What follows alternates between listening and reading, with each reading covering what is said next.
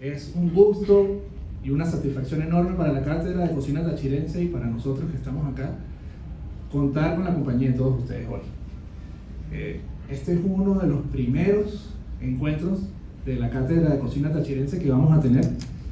Hoy el tema es la pizca andina tachirense. Ese es el primer tema, van a haber muchísimos más, así que también están invitados a todos los que vienen. Algunos se pueden preguntar qué es la Cátedra de Cocina Tachirense. Eso comenzó hace muchísimo tiempo, en los años 80, 86 exactamente, para poder documentar, investigar, fortalecer todo lo que es la cocina tachirense, lo que es hecho aquí, lo que es patrimonio, lo que es creación y transformación de lo que ya tenemos. Bueno, eso lo comenzó la señora Leonor Peña, con la que vamos a conversar ahorita en un rato. Voy a terminar de presentarlo. Tenemos a la señora Leonor Peña y tenemos al arquitecto Otto Torres. Así que bienvenidos, vamos a escucharlos a ellos y Leonor. Bueno, yo les voy a contar otro cuento. Siempre digo que soy una escritora asomada al mundo de la gastronomía y que me asomé por algo que somos los tachirenses, que somos soperos, sopones y sopistas. Entonces por sopona me asomé y eso me capturó. Yo quisiera que primero, pues antes de contar una historia sobre la pizca, darle las gracias a quienes están aquí, a todos ustedes, y especialmente darle las gracias a Hermes García, a Omar Castillo y a Otto Torres, que han asumido estar conmigo y que además han asumido tomar este relevo de la Cátedra de Cocina Tachirense, que comenzó con un programa de la Hacienda La Mulera, un programa de sociología comunal para activar la propuesta de revalorización de la cultura alimentaria. Queremos que estas conversaciones y estas historias sean un momento de encuentro, de divertimento, de tertulia, y que todos participemos porque todos tenemos una historia que contar. La que yo cuento sobre la pizca siempre comienzo diciendo eso. Yo me asumí contar las historias de la gastronomía y bueno, casi que me he convertido a ratos como Cherezade, que para que me perdonen yo cuento cuentos para que me sigan perdonando, porque a veces hay que ser atrevido e irreverente para contar historias y contradecir otras. Y la historia es oficial, la historia siempre la cuentan los vencedores, la historia es oficial, la cuenta la iglesia, pero hay otras historias, que es la historia no oficial, que es más divertida y que es más nuestra y que se merece estar en la mesa. Entonces, estas historias sobre la mesa y la sobremesa es la que venimos a contar y son extraordinarios narradores muchos de los que están acá. Y otros seguramente también lo son, pero no los hemos escuchado. Y tenemos a Walter Durán, por ejemplo, extraordinario historiador, y tenemos a Otto, y yo quisiera que Otto empezara a hablar, comenzara él con el tema de la pizca para seguir abundando en esta tertulia. Gracias por estar aquí. Bueno, buenas tardes, agradecido con todos ustedes que la sala está llena. Eso es positivo, es de buen augurio que tengamos tanta compañía en esta primera charla, podríamos llamarla, de la Cátedra de la Cocina Tachirense.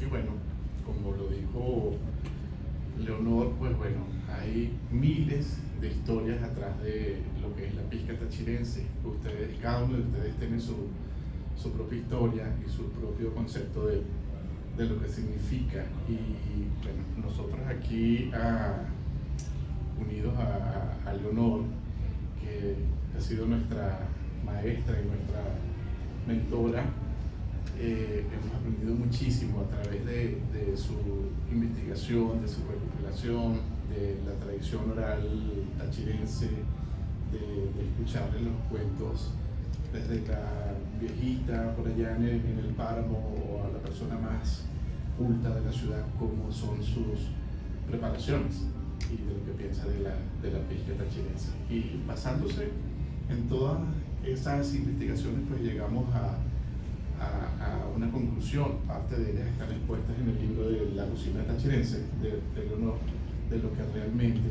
debe ser una pisca.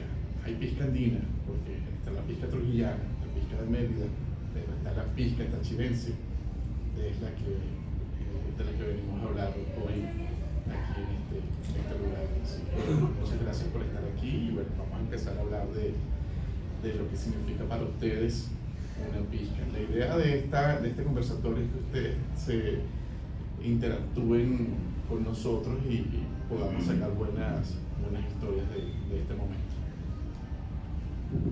Bueno, el primero que habló de las piscas formalmente fue Luis Felipe Ramón y Rivera.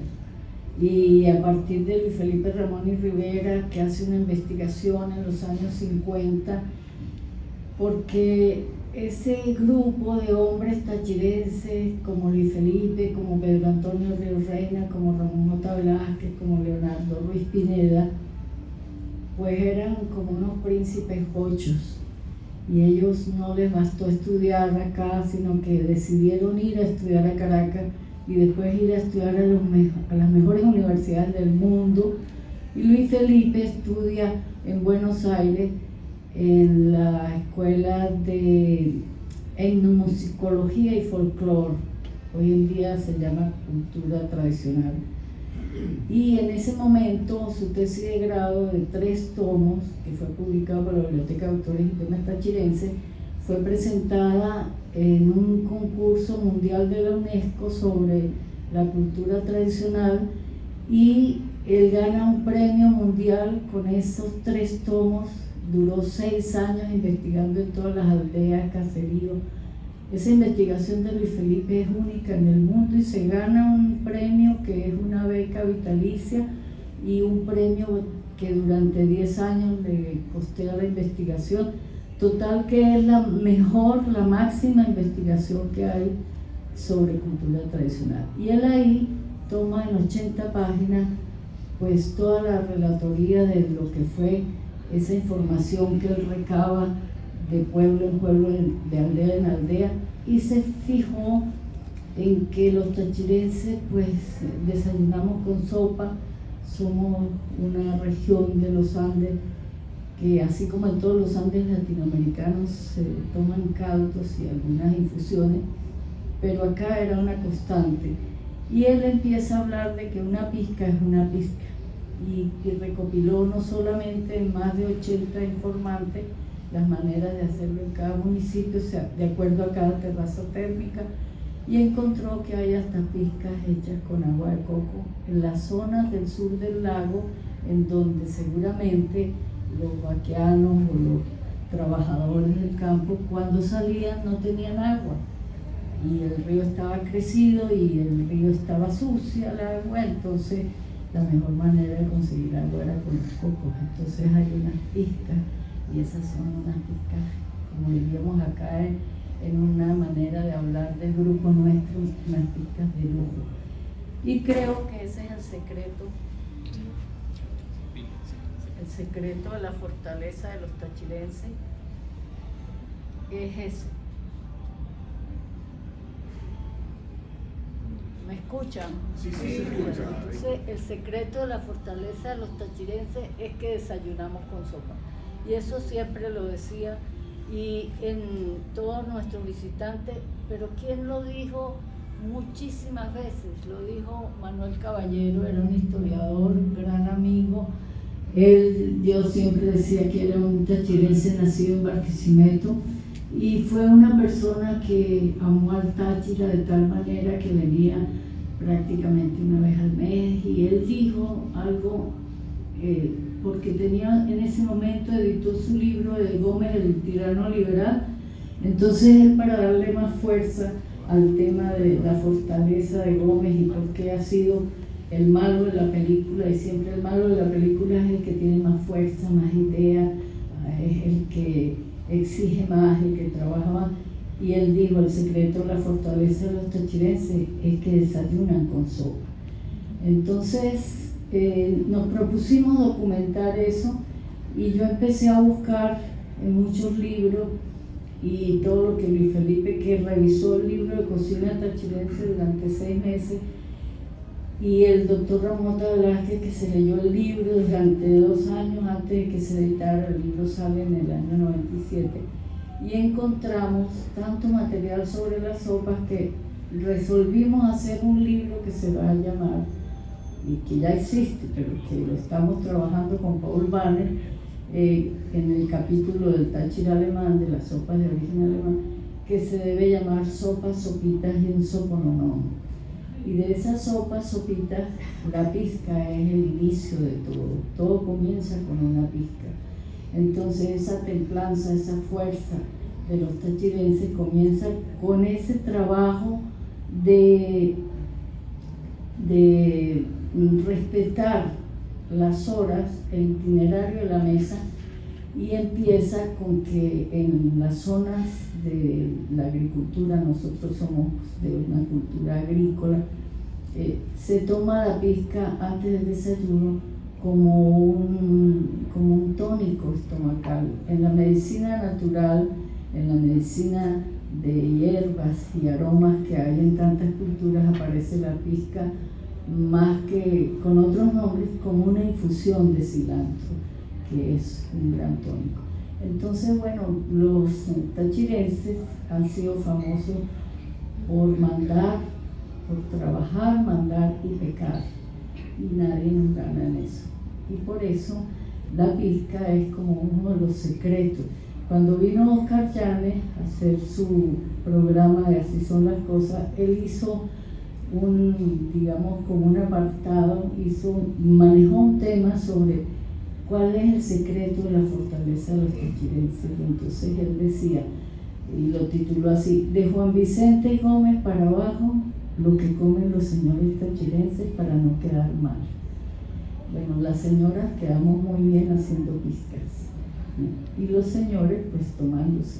Así que esa es una de las, digamos, cualidades de nuestra mesa. Nuestra mesa es una mesa de atención, es una mesa que es un altar, es una mesa que se sirve para el señor de la casa, es una mesa, yo no lo digo por feminista ni por machista, yo no me meto en esas rupturas, yo sigo investigando lo que significa la fortaleza, en cuanto a que la fortaleza y el secreto de esa fortaleza de los tachirenses es indudablemente su alimentación. También es su disciplina, es su rigor, pero es su alimentación. Entonces, en ese momento, cuando Oscar Llanes, Manuel Caballero, todos esos investigadores empezaron a buscar en todos los textos qué decía cada uno de esos presidentes tachirenses, de los escritores, sobre la fortaleza. Encontraron que la fortaleza era el desayuno.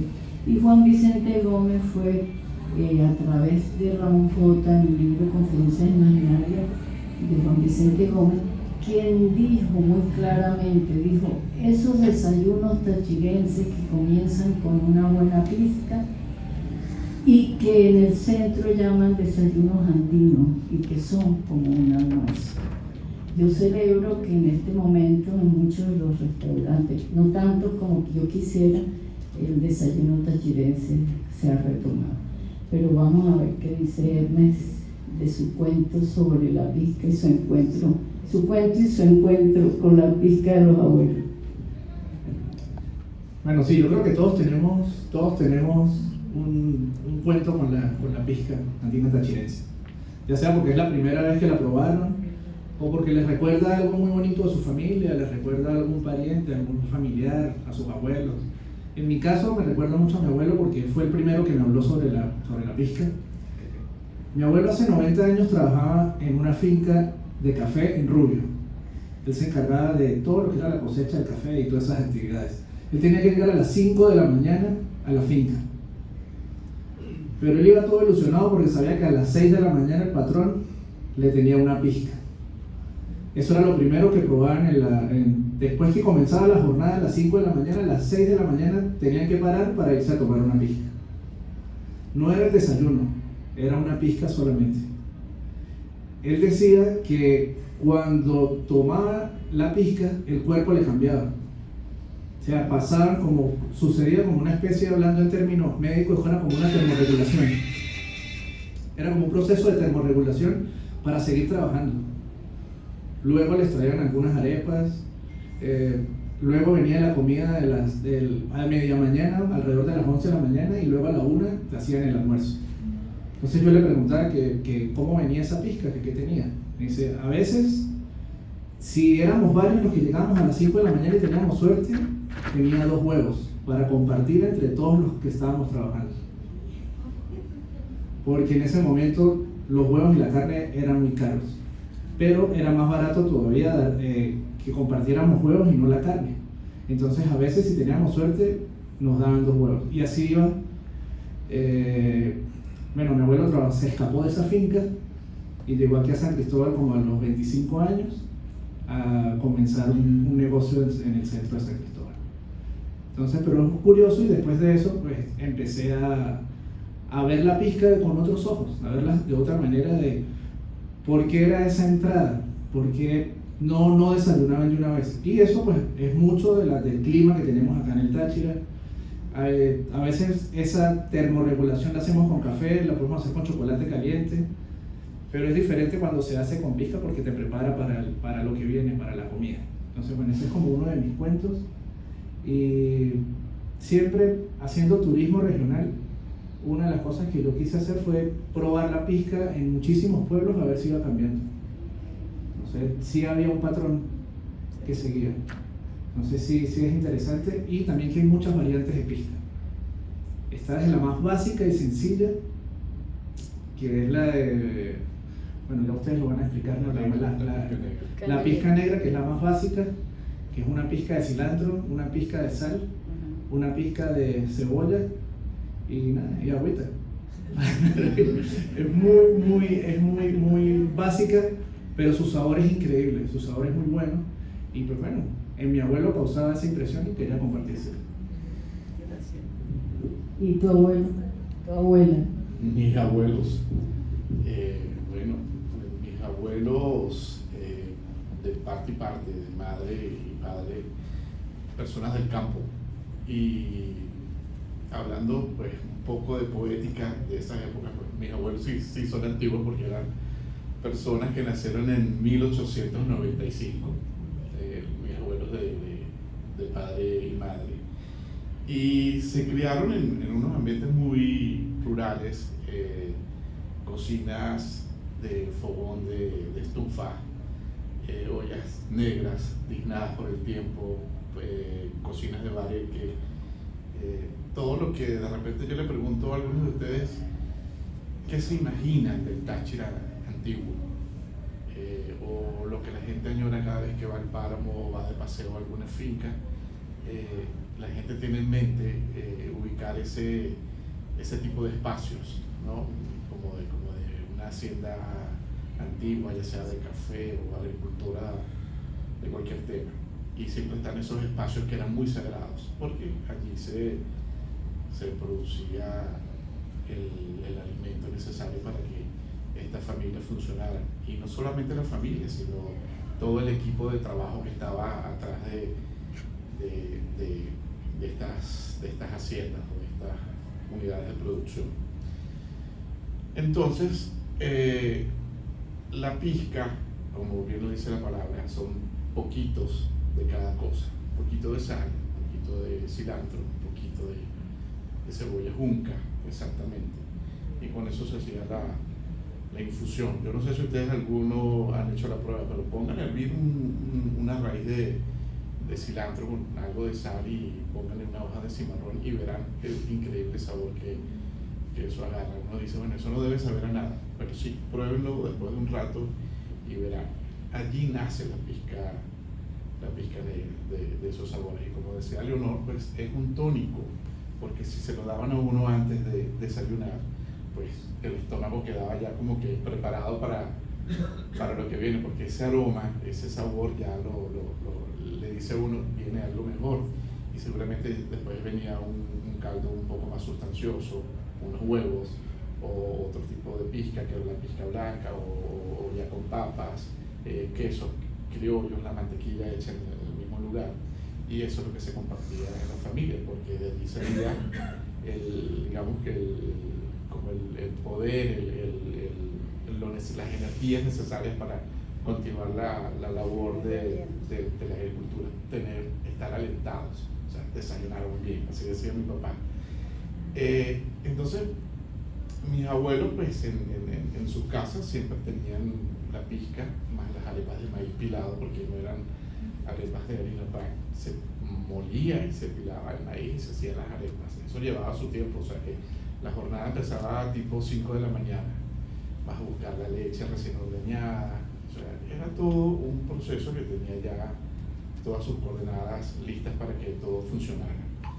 Y allí empezaba la fortaleza de toda esta gente. Yo creo que esa es la fortaleza de todos los tachirenses, porque todo eso tiene un buen trabajo atrás, para gente laboriosa, para poder comenzar el día. Y esas costumbres pues pasaron a casa de mis padres. Mi padre actualmente tiene 93 años y casi todos los días tiene que tener su pizca y sus arepas en la mañana, porque si no, no es desayuno. No es desayuno. Las arepas que él les dice tostadas, que así se les decía antiguamente. ¿Cómo se llaman? Las tostadas, en el Táchira les decimos así a las arepas, pero son finitas y tostadas. Y yo creo que en la mayoría de sus casas, pues esas tradiciones todavía siguen, con las propias variantes que les han agregado, porque pues, han adoptado recetas o han probado cosas nuevas, pero en esencia la pizca sigue siendo la misma. Parte de un caldo y de allí lo transformamos, lo volvimos más urbano, más sofisticado. Lo podemos encontrar desde una mesa muy sencilla por allá en el campo, o lo podemos encontrar en este tipo de hoteles muy servidos, muy bonitos, sobre manteles y buenos cubiertos, o en la casa de cada uno de nosotros con los platos más comunes.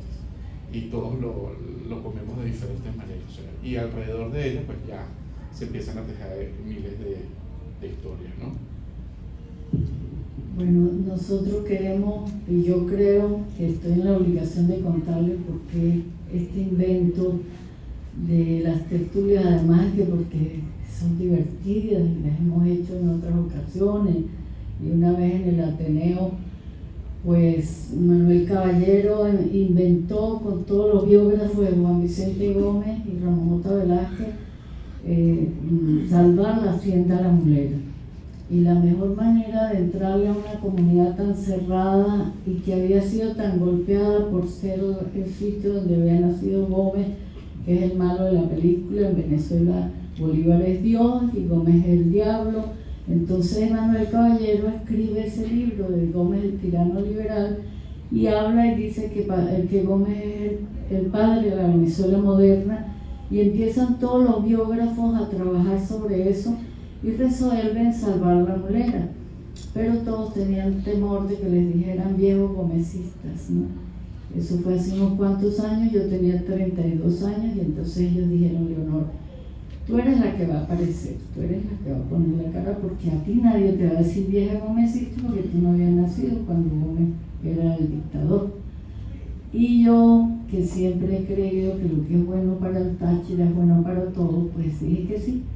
Y eso se convirtió en una cruzada, y resulta que media Caracas, la Guardia caraqueña, eran nietos de Gómez, y encontramos que los delfinos son nietos de Gómez, que los bultos son nietos de Gómez, que los tinocos son nietos de Gómez, y todos empezaron a llamar y a probar eso, y aparecieron ministros y políticos y todos ayudaron, y enviaron a una socióloga, un equipo de sociólogos, para ver cómo se le entraba a esa comunidad para salvar no solamente la casa de Juan Vicente Gómez, es la hacienda de Juan Vicente Gómez, que tiene una vaquera que es una réplica de una construcción que está en Macuro, y que son estaciones de trenes que habían traído de Europa, que tiene una capilla y una pila bautismal, que tiene una escuela, que tiene una casa comunal,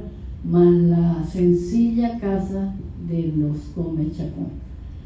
¿Y cómo empezó ese rescate? Muy sencillo, por la mesa, por la comida, porque nadie quiso hacer caso en cuanto a la parte arquitectónica, eso le importaba era a los arquitectos, ni la parte ganadera, o sea, si no había un negocio o un interés personal de alguien, no se involucraba. Pero cuando esa socióloga llegó y dijo, vamos a crear un programa para mejorar la comida, la dieta, y vamos a crear un club de amas de casa y un programa del vaso de leche, y se sumó Ignacio Oranger y toda la gente que creyó que se podía hacer, y sobre todo José Rafael Cortés, que adoraba a Gómez y tenía una foto de Juan Vicente Gómez en su despacho. Desde el diario La Nación publicaba todos los días algo sobre la hacienda La Mulera. Entonces eso fue una manifestación tan grande, y se empezó a trabajar sobre una dieta, sobre una propuesta alimentaria, y esa propuesta alimentaria fue lo que generó esta cátedra de cocina tachirense. Juan Vicente Gómez nos hizo mucho bien y mucho mal, porque él era muy mordaz, muy duro, y era un hombre muy inteligente, con un sentido del humor que manejaba la burla y el humor como un experto, bueno, como un Pedro León Zapata. Entonces él hizo este cuento y ese chiste, y eso nos ha afectado desde la pizca a todas las comidas del Táchira y a toda la manera de ser de los tachirenses. Y él echaba este cuento y lo contaba adrede delante de los merideños y los trujillanos, porque él decía que los andinos eran todos, pero que los tachirenses eran clase aparte. Y en su presencia no decían gochos, pero ya les contaré por qué les decían gochos. Entonces Gómez contaba este cuento, que una vez habían ido a su compadre, a un compadre de La Mulera, y fue a pedirle que si le daba nombramiento del director de puertos en La Guaira, o sea, el director de puertos de un país que tenía un comercio internacional. Imagínense, ese era, como decir ahorita, el hiperministro de comercio de todos los países del mundo, era el que manejaba el comercio. Entonces Juan Vicente Gómez llega a su compadre y le dice, caramba, compadre, ¿en qué lo puedo ayudar? Qué maravilla que haya venido a verme. Entonces él dijo, no, pues compadre, yo quisiera dirigir el puerto de La Guaira eso se llamaba la Dirección Nacional de Puertos. Y entonces él fue con dos personas más, el uno era merideño y el otro era trujillano, y entonces le dijo al merideño, ¿y usted? No, yo quiero un porte de armas, ¿no? Si puedo conseguir un porte de armas. Y usted, le dice al trujillano, dice, no, yo vine a acompañarlos a ellos. Entonces cuando se fueron, Gómez le dijo a su coronel, a su edecán, le dijo, mire, ahí están pintados los andinos. Los merideños, los trujillanos parecen vivos y son bobos. Los tachirenses parecen bobos y son vivos. Y los merideños parecen bobos y son bobos. Bueno, eso no nos lo perdonan. Y eso ha llegado a un momento, y yo resolví hacer este trabajo de la pizca, y gracias a Dios siempre encuentro gente muy, digamos, bondadosa y muy tachirense, sobre todo como Otto, como Hermes, como Omar y muchos de los que están acá. Y yo dije, hay que hacer un libro sobre la pizca, porque resulta que yo pertenecía a un grupo de estos de WhatsApp de la cocina que fundaron Héctor Romero, Sumito Esteves, Frank Conde, bueno, toda la playa de gastrónomos y cocineros. Y en cada vez que yo abría la boca, que mandaba un mensaje de algo, si se me ocurría decir algo de Gómez o de algún presidente, eso era un rifirrafi de 2 días, eran unas polémicas terribles. Entonces con lo de la pizca fue horrible, porque resulta que Sumito con todo el respeto que le tengo, gran cocinero, investigador, extraordinaria persona, inteligentísimo, pero en eso de la pizca, él hizo una acotación que yo no se la discuto porque yo del río Escalante para allá no me meto en nada, yo llego hasta ahí que es el límite del Táchira, ¿verdad? Pero su mito se le ocurrió decir, y seguramente es verdad, allá en Mérida, que él tomaba una pizca y que la pizca se llamaba pizca, o se llama pizca, dice él, porque es hecha con huevos de pizca. Y yo, que me acostumbré a que cuando iba al campo no nos dejaban pasar para el corral de las gallináceas porque es donde estaban los pavos, los piscos, porque ahí estaba empollando la pizca y porque eso era muy cuidado, porque cada huevo de pizca significa un pavo y un pavo significa el plato de la Navidad o el negocio. Es la joya de un corral de gallinacia, es el pavo y más los huevos de pavo. Entonces resulta que cuando Sumito, yo veo eso en su canal de YouTube, por supuesto, por respeto a él, yo no lo contradigo en público. Y yo empiezo a averiguar y a ver, yo viví en Mérida y busqué a mis amigas y nadie tiene esa referencia. Lo cual no quiere decir que él esté mintiendo, a lo mejor en su casa lo hacían. Pero veo que es absurdo porque aquí tenemos hasta un refrán que dice más cuidado que huevo de pizca. O sea, nadie se le ocurre hacer un caldo con un huevo de pizca porque es lo más valioso. Entonces yo le escribí a su teléfono privado, a Sumito, y le dije, le conté eso y le dije, yo nunca he visto eso en el Táchira. Bueno, total que yo por respeto a ti no voy a decir nada en público, pero por favor, quisiera saber un poco más. Él no me dijo nada y publicó otro video con la pizca, pero ya con los huevos de gallina. Y entonces me escribió, ya puedes estar contenta porque es la única receta que tiene 2 videos. El segundo es para ti, aquí entrenas. Entonces yo dije, bueno, entonces ahora ¿cómo hago? Este caballero tan extraordinario, ¿verdad? Sí, casi un samurái, con todo, me hace el honor de presentar eso, pero me obliga a callarme. Entonces yo no me voy a quedar callada porque yo tengo que hablar de los tachirenses. Bueno, total que siguió cierta polémica y otro quizá por complacer a Sumito o por halagarlo o porque simplemente le dio su real gana, que es un cocinero que se hace llamar El Gocho y es merideño. Respeto también su trabajo, su propuesta. Resulta que yo empiezo a ver que él aparece otra vez con el cuento de los huevos de la pizca, pero sí se llama El Gocho. Entonces yo dije, no, aquí fue, ahora sí vamos a poner orden, ¿no? Y entonces, ¿qué pasó? Que nos invitan a Laga a dar una conferencia una semana sobre la cocina tachirense, sobre las recetas, presentamos un menú. Y yo acostumbro que cuando me invitan, siempre lo hago, no voy sola, porque yo creo que los cocineros y la gente de los restaurantes del Táchira se merecen mostrar nuestro trabajo en Caracas. Y Caracas es una aspiradora, ¿no?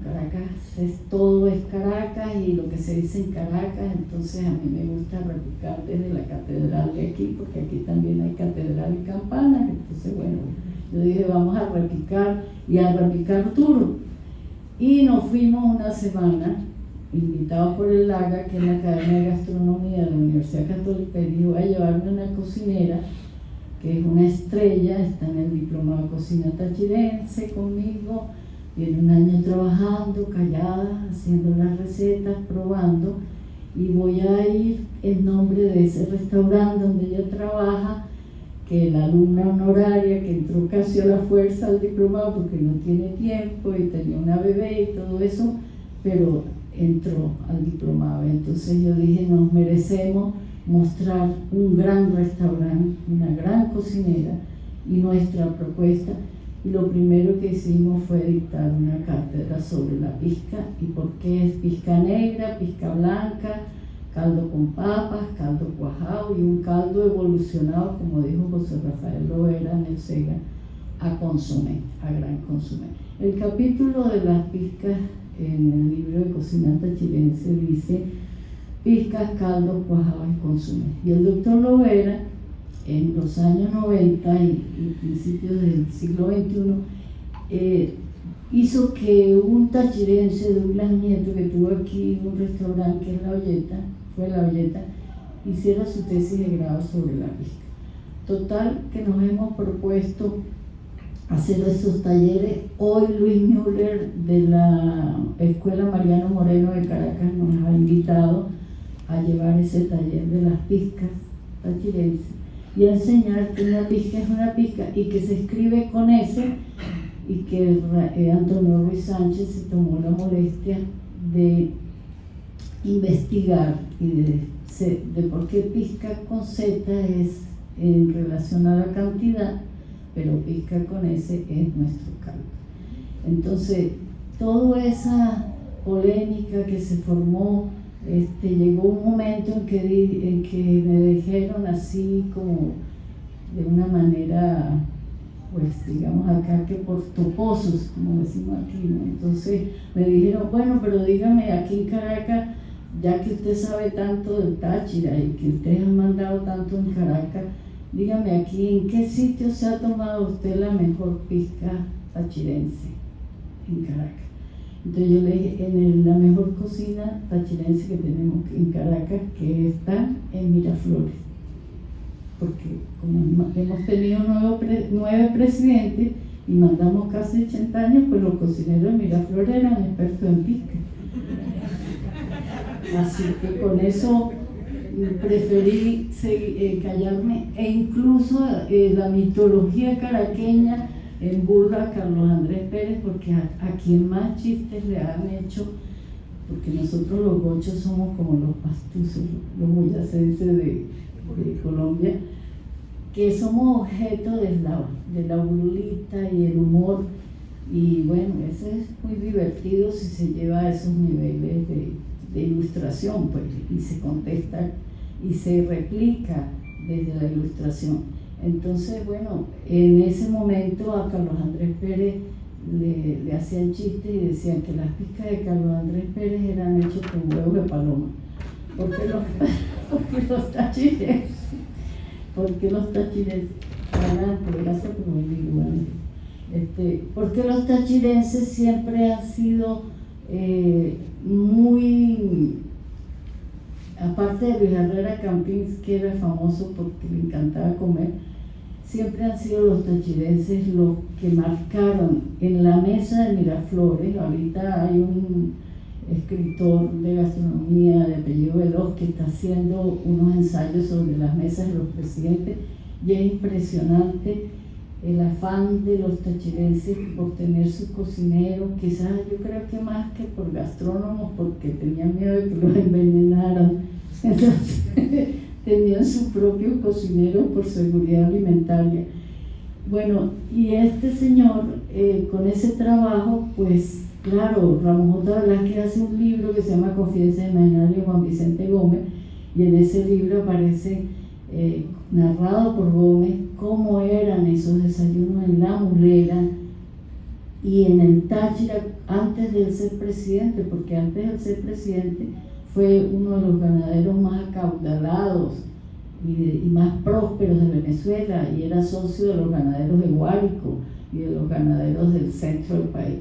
Entonces el hecho de la mesa tachirense y el poder y ese vínculo, yo hice un ensayo que está en una publicación que la patrocinó y se convirtió casi en su editor, Juan Galeazzi Contreras, y ese libro se llamaba así, y esperamos volverlo a publicar. Se llama El secreto de la fortaleza de los tachirenses para trabajar, mandar y picar. Así que yo he convocado este cónclave, ¿no?, de la cátedra de cocina tachirense, y gracias a Hermes, a Omar, y a Otto, y a Walter, y a todos ustedes, pues estamos iniciando esta cruzada, y la comenzamos como debe ser por la pizca, porque Cuando llegamos al Laga, eso fue hace un mes, nos hemos encontrado que cuando comenzamos a hablar de la pizca, nos dicen los alumnos, aquí estuvo el Gocho Molina y él hizo una pizca, y la pizca que hizo es la pizca con huevos de pizca. Entonces yo le dije, bueno, yo no discuto lo que hacen los merideños, pero será por eso que no han podido mandar, ¿verdad? Porque si cometen esa barbaridad de acabar con la joya del gallinero, pues les va a ir muy mal y les seguirá yendo mal. Pero para seguir con el cuento, entonces los alumnos dijeron, no, es que es verdad, profesora, usted sabe que nosotros, él vino y nos trajo un pisco zarabiado, imagínense, un pisco de esos que son como de pintas, ¿no? Grises, que le dicen zarabiado. Y él trajo un pisco y él dijo que eso lo hacían. Yo le dije, claro que sí, seguramente lo hacen los merideños. Pero yo voy a escribir para el Laga, voy a reunir a recopilar toda esa información, porque ustedes se merecen, ya que tienen este interés, y se ha creado un programa de cocinas regionales y un diplomado de cocina tachirense. Nos merecemos los tachirenses que se cuente la verdad y ustedes se merecen saber la verdad. Entonces, bueno, llegué con ese propósito, además que tenía una deuda con la señora que está acá con nosotros, con Marcia Moya, gerente del Lidotel, que hace un año casi me dijo, Leonor, quisiéramos retomar o hacer un evento en el Lidotel sobre lo que significa la carta y los menús de los desayunos. Y yo pues le dije enseguida que yo, como no aguanto 2 bebidas para hablar de gastronomía tachirense, le dije que sí, que cuando quisiera. Se nos ha ido el tiempo por muchas razones, pero aquí estamos cumpliendo. Sí, desde que te conozco hace un año, en el lobby de un hotel, Sí. se me sentó al lado y le dije que hacía aquí en Táchira. Cuando me comenta quién es la persona, yo dije, wow, Leonor, no puede ser que esté yo a tu lado. Disculpen, buenas tardes a todos, soy Marcia Moya, gerente del Hotel San Cristóbal. Y le dije, tenemos que hacer algo allá en el hotel, pero tenemos que hablar sobre la gastronomía, no, tenemos que hablar de la pizca. Bueno, ahí comenzamos nuestra historia. Leonor, para mí es un honor tenerte acá. Estas tertulias van a ser prácticamente los jueves y lo vamos a hacer aquí en el hotel. Las instalaciones están totalmente abiertas para ella y para todo el grupo de la parte gastronómica. Y qué más que el turismo, que es Táchira, que podamos seguir levantando y llevándolo más allá. El hotel es una cadena venezolana y queremos pues transmitir en cada estado lo que es la región, lo que es la cultura, el arte, y bueno, creo que lo estamos logrando. De esta forma, pues el desayuno de nosotros, como todos, tienen la pizca andina. Nuestro chef hoy lo preparó con todo el cariño de la mano de Leonor. ¿Verdad? Gracias, Leonor.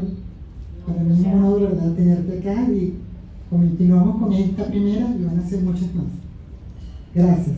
Gracias a ti, gracias por el aprecio.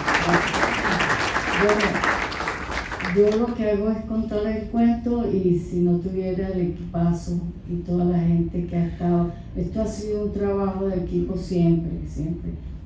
El privilegio de los tachirenses es que hemos tenido, siempre hemos estado en el poder, aún hoy contamos con esas relaciones, con esas influencias, somos unos grandes traficantes de influencias los tachirenses. Entonces siempre tenemos apoyo, hemos tenido investigadores. En este momento poder ir a Caracas a presentar en el Laga, en la Universidad Católica, que ha creado con la Academia Nacional de Gastronomía esa escuela de cocina, y además poder estar allá y ser invitado, y que se repita la invitación ya con fecha para agosto, y poder ir con Cristina Diago de Casamatina, con Anaís Molina, y decir presente y sentirnos de lujo, como dice la presidenta de la Academia Venezolana de Gastronomía, dice, los tachirenses son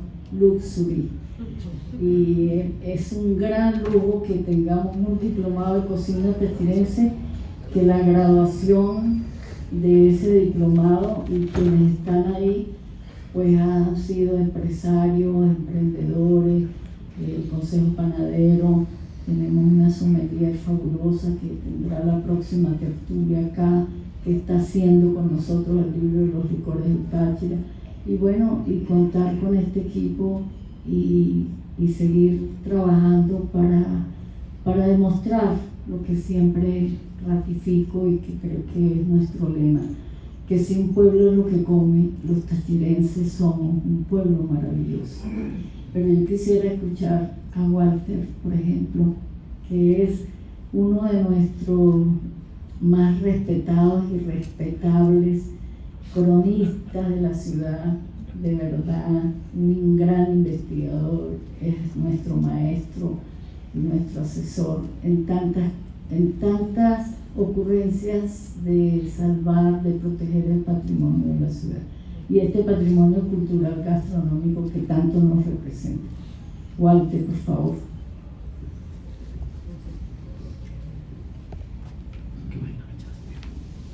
Hola, buenas tardes a todos. Voy a poner por acá. Yo quiero darle las gracias a Leonor por esta iniciativa, por haberme invitado, obviamente, le agradezco, pero que no es una iniciativa que está arrancando ahorita, porque recuerdo haber tenido unas tertulias muy ricas en las que te conté el origen de un plato muy íntimo, con unos amores históricos muy extraños entre una matrona italiana de Ciudad Bolívar, una historia muy buena que puede ser chévere contar en uno de estas tertulias. El Día de Italia, bueno, que es el 2 de junio. Ok. Me presento, soy Walter Durán, arquitecto, historiador. Un poco le entro a la crítica urbana porque me preocupa muchísimo la ciudad de San Cristóbal. Tengo con ella una relación de amor-odio muy particular, que es la que me permite reflexionar críticamente sobre ella.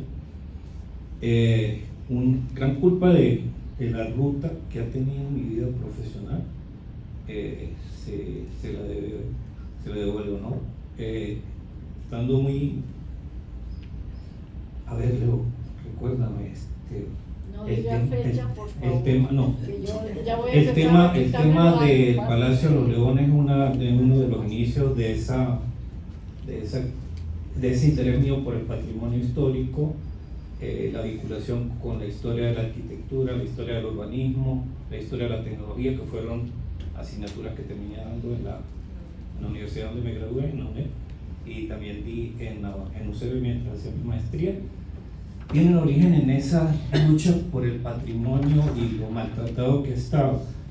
Pero brevemente, mi primer trabajo como arquitecto fue documentar, hacer los planos de la Hacienda La Mulera, de la casa, pero ella tenía un nombre, la casa natal, le dicen la casa natal, y la capilla donde, eso tampoco lo he verificado, el tema de que fue bautizado el hijo, porque eso no es una cosa, una historia urbana, que una leyenda urbana. Lo cierto es que por allí están mis inicios con el doctor Ramón J. Velázquez, que me encargó de ese trabajo, yo siempre recién graduado. Nos enfrentamos al tema del patrimonio por la vía de la creación de la Fundación para la Protección del Patrimonio Histórico, que en ese momento se llamó Fondo Urbano. No sé si eso existe administrativamente. A lo que venimos, a echar cuentos sobre la pizca. Tanto Otto, a quien agradezco también la invitación, como Leo, me han oído cuentos de este tipo de cosas que en la disciplina de la reconstrucción histórica, este tipo de conversaciones derivan en una metodología que se llama historia de las mentalidades, y en ese sentido yo creo que la región del Táchira es una de las más ricas en historia de las mentalidades, y que se puede recuperar a través de este tipo de conversatorios en los que aparentemente se hablan en algunos casos cosas anecdóticas y triviales, recuerdos entrañables, ese tipo de cosas, pero terminan siendo historia oral, oralidad, con la que se pueden recuperar datos. Y yo no estoy muy de acuerdo con eso de que dato mata al relato. Yo creo que el relato construye una narrativa a partir de los datos, que pueden ser muy estériles, muy aburridos. Yo no hago lo que vinimos. Yo soy hijo de Chácara y Capacheco, se llama Ocho, no puedo ser, a pesar de que no tengo el efecto de Ocho. Soy ese híbrido raro de extremo a extremo del municipio. Y mi nona, que no tengo que hacer la acotación, pero todo Ocho sabe que los nonos son los papás de las mamás y los abuelos son los papás de los papás. En mi casa era así, funciona así. Entonces mi nona, que es una mujer que nació en 1900 y tenía muchos problemas con su vista, yo fui su bordón es su bastón, hasta bien entrar a la adolescencia. Ella murió en el de 83 años, como iba con el siglo, murió en 1983, y como bordón pues yo estaba siempre al lado de ella. Tengo la cultura, yo soy como un inadaptado por naturaleza, porque es una cosa terrible lo que le pasó a este Gocho, pues fue criado por su nona, que nació en 1900, ella tenía los valores de 1800, educada con valores de 1800, que me los transfirió a mí. Entonces imagínense un tipo en sus 60, con valores del siglo XIX, que se saltó el siglo XX, no está entendiendo históricamente el siglo XXI para nada. Por eso el trabajo de historiar en un contexto como este es bien complicado. La pizca de mi nona, ella vivió entre dos aldeas, Peñas Blancas y Cristo, se me olvidó el otro nombre, que fue donde nació mi mamá. Hija de campesinos, campesina ella misma, industriosa, muy sabia, muy tremendamente religiosa.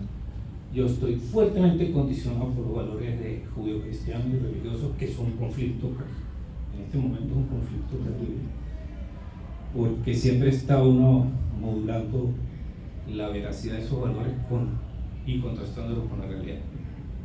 Bueno, esa mujer, me imagino que estuvo no tengo historia, de una vida muy frugal, muy recia, muy severa, en la que se tenían que hacer ellos mismos todo lo que producían y de lo que se vestían, lo que calzaban.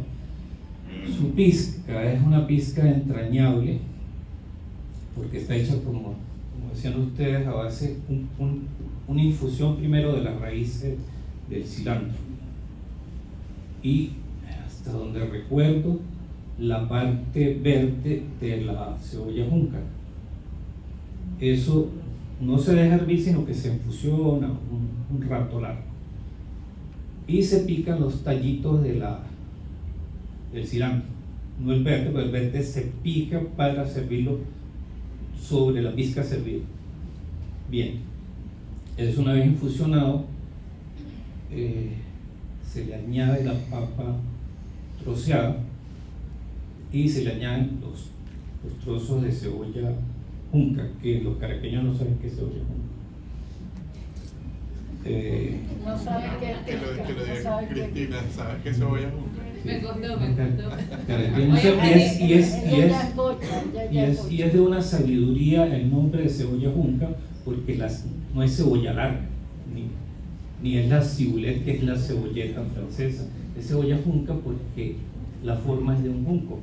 Entonces la precisión descriptiva del nombre cebolla junca es una cosa asombrosa que nos remite al uso del lenguaje castizo acá en esta zona del Táchira.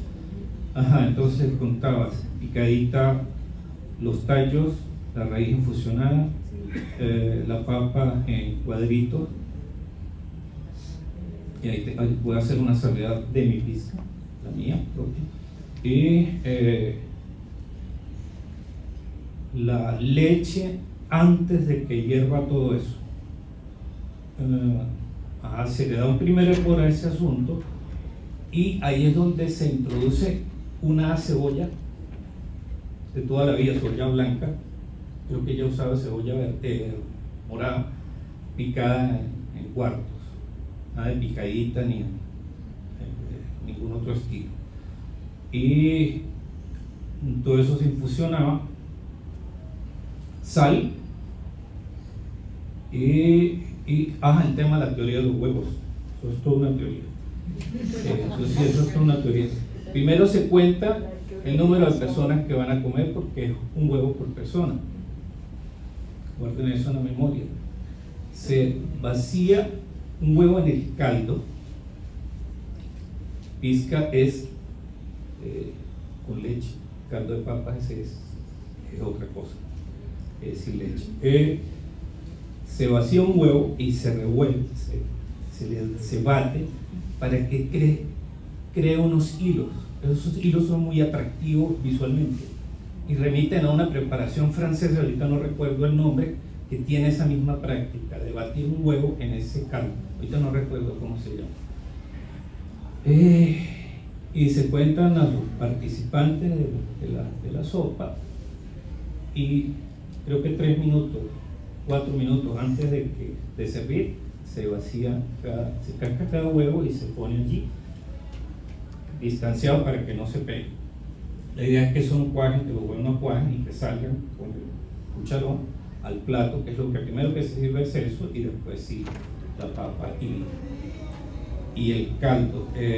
Mi versión es muy horrible porque, disculpe, es realmente muy horrible porque yo uso cubitos. Es horrible, ¿verdad? Pero me encanta. Me encanta. Es un pedacito de cubito porque me gusta el gusto del pollo. Vale, genial. Hemos una acusada por el rescate de esa invención. Es una invención tóxica, pero es muy rica. El cubito, perdí el hilo. Procedimiento. Yo no pongo las papas en la preparación completa. Yo cocino las papas, les doy un hervor para que boten el almidón, porque no me cae muy bien el almidón de la papa. Pero eso tiene un remedio, que la pizca original no andaba con esa exquisitez celíaca. Ella usa el cilantro como ese antídoto contra la acidez que genera el almidón de la papa. Todo esto es una historia de química que no nos explicaron los abuelos, pero es una sabiduría gastronómica que está allí. Entonces, es un plato democrático, entrañable. El tema de, esto no es despreciable, el tema de la galleta de soda, yo no pongo galleta de soda a eso, la respeto pero no la comparto. Tampoco le pongo pan fresco, ni pan viejo o pan duro. Hago unos crutones, discúlpenme lo del cubito y los crutones. ¿Y le picas arepa? No, esa era la versión de mi nona, era arepa.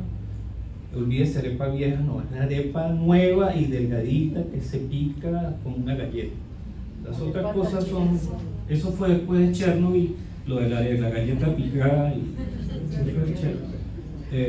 Sí recuerdo que en algún momento ella usaba un pan de sal que vendían en las bodegas, que creo que era muy sano porque casi que al día siguiente ya estaba duro, o sea, eso no tenía ningún tipo de conservante.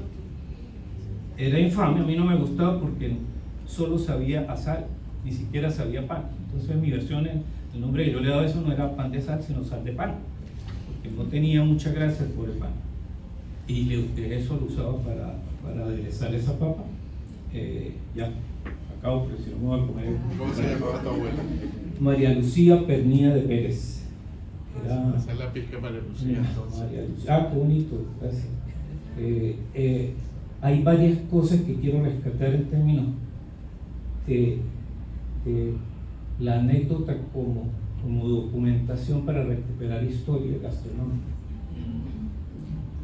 Ustedes no me van a creer, Pero cuando yo era muchacho, era niño, por la casa pasaban vendiendo cuajadas envueltas en hojas de auyama, creo, y en hojas de bayo. esa De cosa, bayo. que son como una hoja prehistórica que todavía crecen en la quebrada. Y venía gente muy humilde con unas costales, pero muy dignos, ¿sabes? No era gente pobre que no tenía más nada que hacer en la vida, sino vender eso, no, era gente digna del campo que vendía cuajada, vendía mantequilla en esas mismas hojas. Y yo recuerdo que mi nona les compraba eso para los desayunos. La receta de la pizca María Lucía lleva unos cuadritos de queso ahumado pregonero. Ah, sí, eso es mundial. Se va bajita de sal, pero lleva los quesitos. Se las recomiendo porque es exquisito. Bueno, yo creo que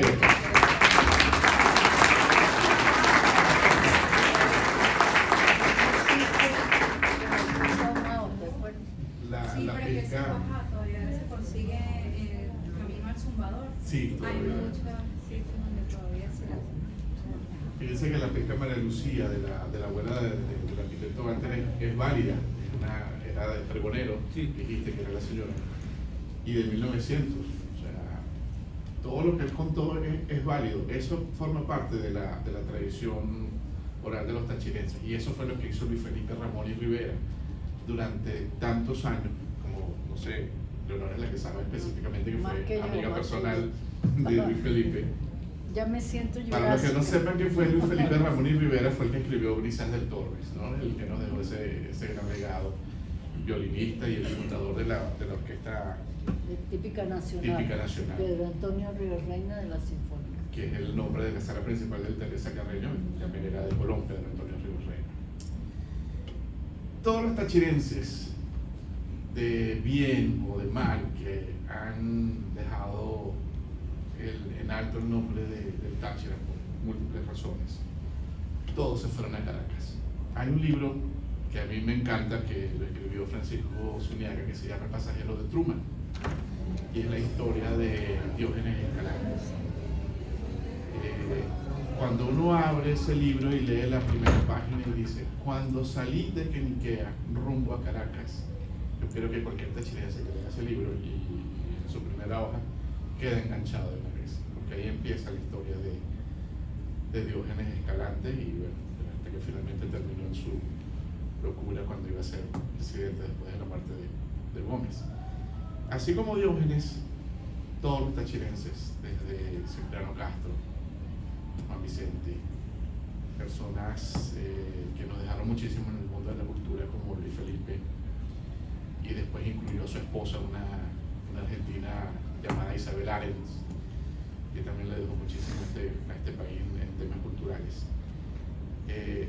Regaron por Caracas todas nuestras tradiciones, y todavía los nietos o bisnietos de la gente que queda por allá, así ellos no lo sepan, pues tienen en sus cocinas, a través de sus abuelas o de sus mamás, muchas costumbres del Táchira. Y seguramente en muchas mesas de Caracas todavía se sirve una buena pizca para desayunar. Eso es de esa manera, no hay otra cosa. Y bueno, y de alguna manera los caraqueños pues también tienen fortaleza, porque aprendieron de los tachirenses que se quedaron por allá. Pero bueno, ahora sí entremos en materia. ¿Qué es para ustedes una pizca? ¿Cómo la definen exactamente? O sea, no sé si alguno de ustedes quisiera interactuar con nosotros y contarnos sus historias de lo que piensan que es una pizca y cuántos tipos de pizcas conocen ustedes. ¿Se animan?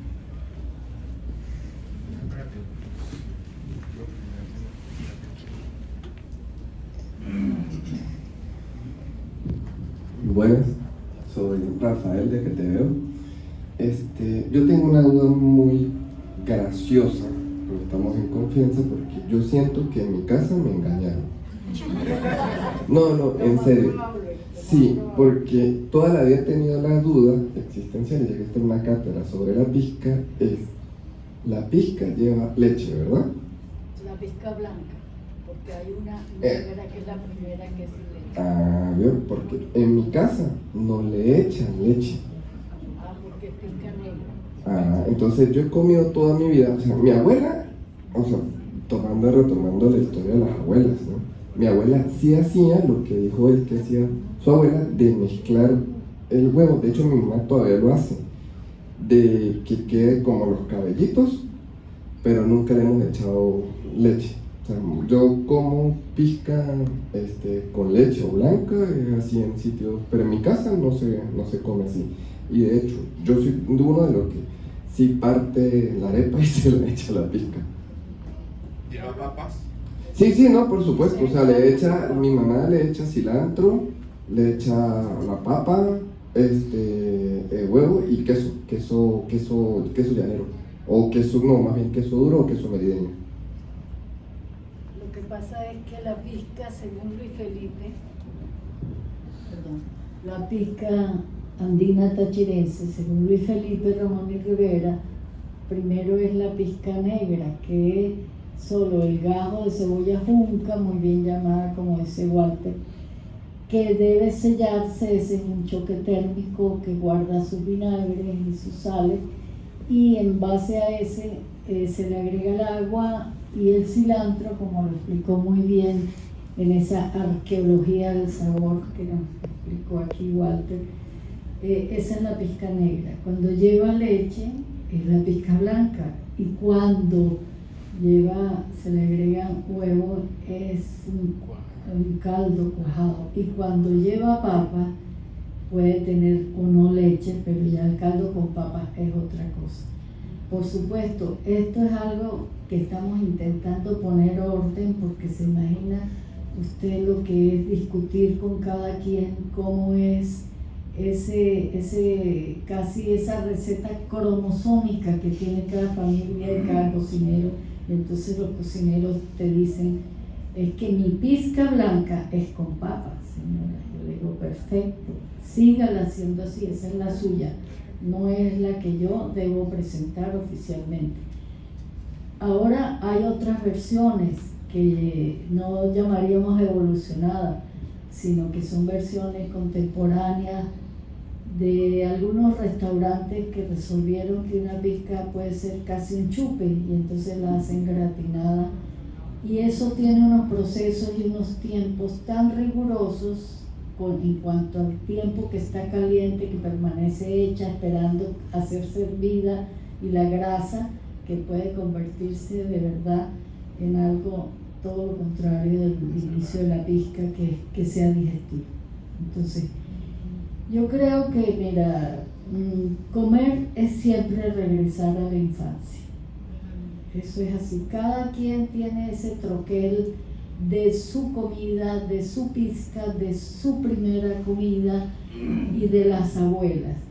Yo digo siempre, porque es así, o sea, yo lo que hago es repetir y contar lo que encuentro, lo que me cuentan, lo que es, que nuestro recetario es matriarcal, porque han sido las mujeres, las abuelas, o sea, todo el mundo cuando habla de comida habla de las abuelas o los abuelos. Nadie habla de la mamá, solo cuando hablan de las hallacas. Pero el resto son las abuelas. Las abuelas han sido las grandes custodias del recetario. Pero el recetario es patriarcal, porque después de que está ahí, los que exigen esa comida, los que añoran y los que relatan mejor las historias del recetario familiar son los hombres. La mejor prueba de eso es cuando yo hice ese libro, que fue así un trabajo casi de trabajo forzado, 7 años con la revisión de las recetas, probándolas, consultando. Después Ramón J. Velázquez y Luis Felipe las revisaron, y cuando al fin salió el libro, yo pensé que todas mis amigas iban a comprar mi libro, y todas las señoras, y ninguna, eso, salvo el de Georgie. De resto la gente decía, ay, qué bien que escribiste el libro. Y lo que primero me dijeron todas, ¿verdad? Porque en eso sí las mujeres, sobre todo las tachirenses, nos damos durísimo, ¿no? Lo primero que me dijeron fue, pero tú no cocinas. Entonces yo le decía, fíjese usted cómo es el universo perfecto, ¿qué tal que usted escribiera y yo cocinara? Sería un desastre.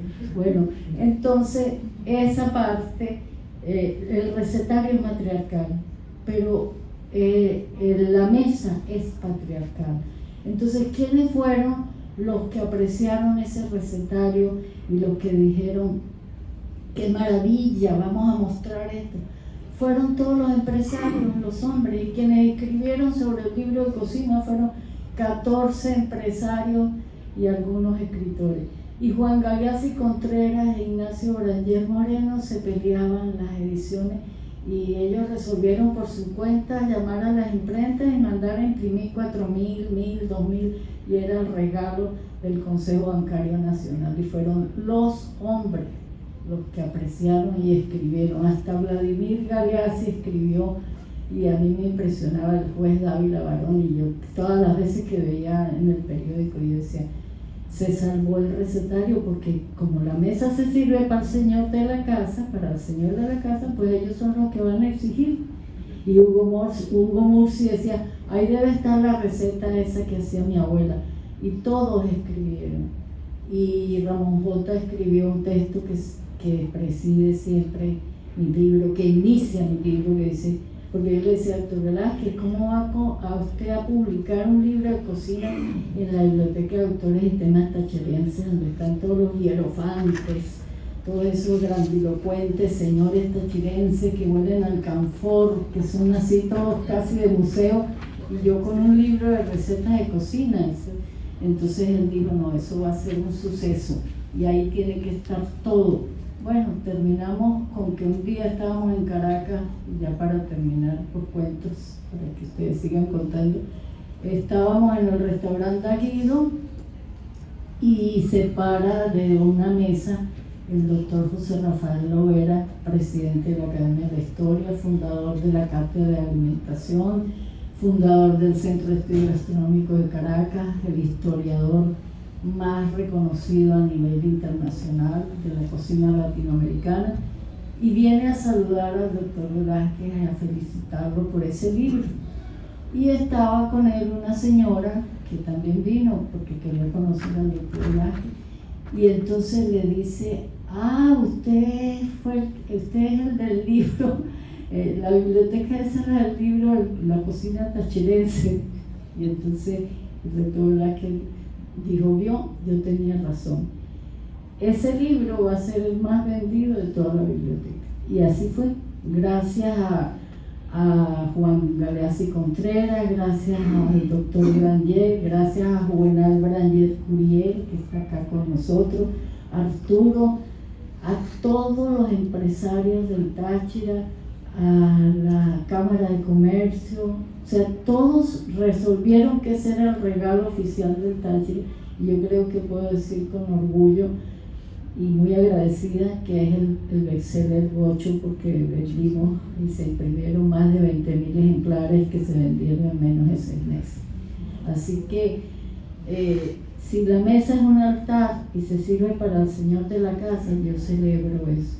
Y esta cruzada que emprendemos gracias a que alguien que me recomendó, Juvenal Branger, que podía ser el manager, el asesor, quien me iba a ayudar y asesorar cuando yo regreso después de 6 años y me encuentro que soy una extranjera en mi propia ciudad, porque todo había cambiado después de la pandemia y todo me era tan difícil y hasta mis amigos ya no eran igual.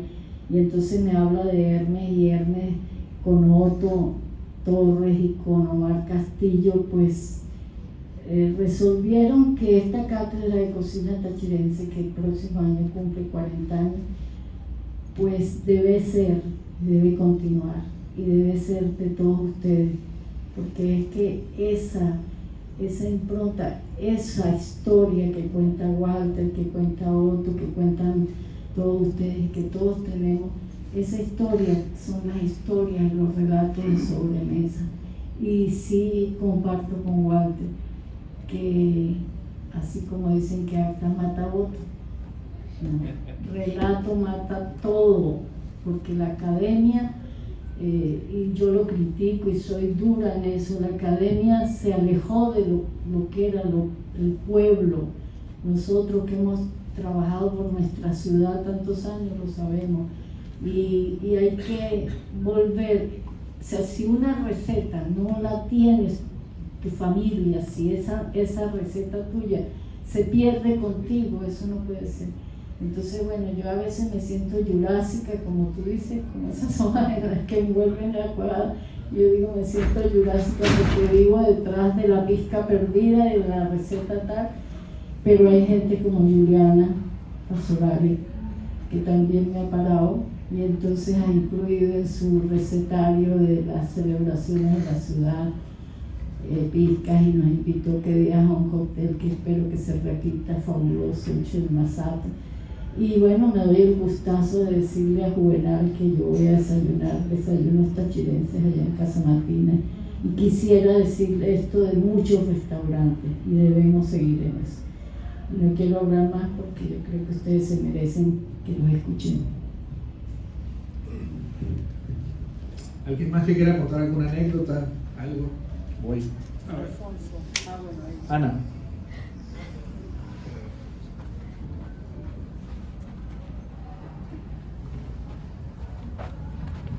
Hola, hermanos. Hola a todos. Yo creo que me van a apedrear por decir esto. Me van a decir que soy una falta de respeto. Bueno, tengo una duda, Anaís. Ella es la persona que escribió tu libro, el que leímos cuando almorzamos en Casa Martina. Señora, lo que más me encantó del libro fue la carta de la receta de su abuela. Creo que era la receta de su abuela o de su mamá. Me encantaba como ella lo escribía todo, y lo leí completico y me estaba imaginando todo lo que estaba sucediendo, y fue lo que más me llamó la atención del libro. Esa es la receta de doña Evita Finol de Colmenares. Y yo lo leí, pero eso me Lo lo que con pasa los es nombres. que ella me dio esa receta cuando tenía, Bueno, muchas gracias por el aprecio y por el libro, y de verdad que yo me emociono mucho de que la gente joven diga esas cosas.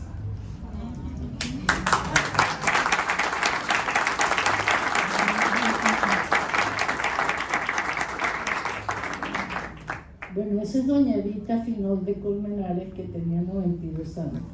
Yo creo que ella deberíamos quitar ese mamarracho que hay allá en la Plaza de los Mangos y hacerle una estatua a doña Evita. Doña Evita fue una persona extraordinaria, una mujer bíblica, la madre de los Colmenares Finol. Y ella durante más de 50 años le hizo las hallacas, y ella decía a mi Luis Augusto, a su marido, para los fines de semana, eran las hallacas los domingos. Y cuando yo fui a visitarla y a pedirle su receta, y ella tenía 92 años, no solamente me dio la receta, sino que me dijo que quería hacerlas para mí. Y pasó 2 días haciendo todo para que yo probara su receta. Y después en el restaurante Cata Colmenares hicimos la presentación de esa receta. Y yo consideré que en respeto a ella, esa receta no podía ir impresa con la frialdad de una máquina o de digitalizarla o de una tipografía, sino que yo debía escribirla con mi letra. Y es la única receta que está escrita de mi puño y letra, porque era un homenaje para ella. Gracias.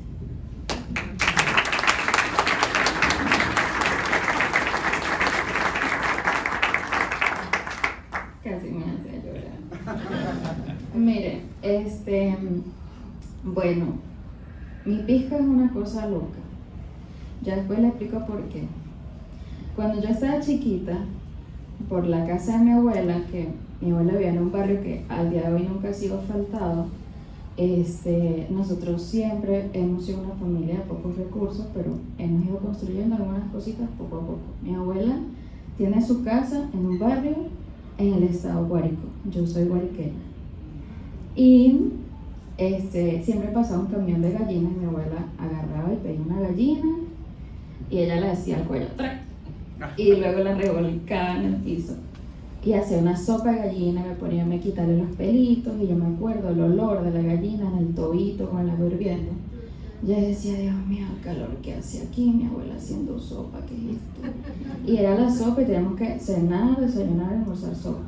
Cuando yo crezco y me vengo a San Cristóbal a estudiar diseño de modas, pues yo empecé a valorar un poquito más esa comida materna, porque no había nadie que me hiciera sopa. Yo me vine aquí con 15 años, viví sola, y yo me acuerdo que entre las pasantías, el trabajo, la universidad, yo llegaba y solo me decía que sí, una galletita con chigüí y ya. Eso es lo que yo cenaba y me quedaba dormida a media galleta. Entonces, luego yo crezco, empiezo a hacer otras cosas. Yo tuve un novio que le gustaba mucho la comida, él es de Caracas, pero trabajó en Casa Martina, trabajó en muchos restaurantes acá, actualmente trabaja en Primo, y él me como que intentaba inculcar un poquito sobre esos conocimientos de la cocina y su amor por la cocina, y yo sentía que en ese momento no compaginaba mucho con él porque no entendía sus pasiones. Me acuerdo que yo empecé a trabajar en Casa Martina y hay una anécdota súper loca que ellos me hacen el almuerzo personal. Casa Martina está en construcción y bueno, yo recibo el almuerzo y era un arroz con puros vegetales. Yo decía, yo no puedo comer esto, no me gusta, y le saqué todos los vegetales, hice una carita triste con los vegetales. Anaí recibe el plato y ella dice, Ana, más nunca te voy a hacer comida, ¿qué te pasa? ¿Cómo vas a hacer eso? Y yo dije, bueno, pobrecita, no, Anaí no me hizo más almuerzo, y me dio pena, yo llevé mi almuerzo a partir de ahí. Entonces, yo tengo una foto de eso y todo, y Cristina se ríe y dice, Ana, qué bolas tú nunca, o sea, los vegetales. Ahora, yo empiezo a abrirme un poco más la mente a la cocina.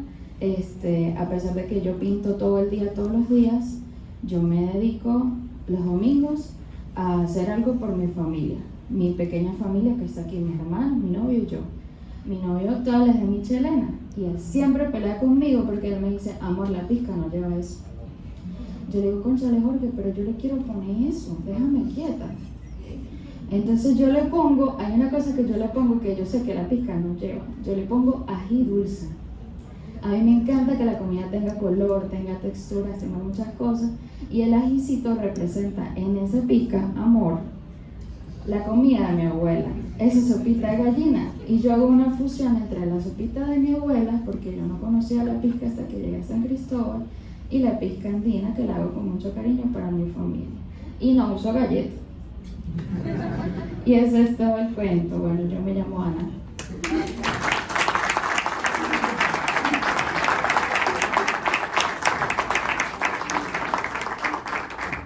Gracias, señor Otto, por invitarme. Gracias. Eso es una pizca guariqueña.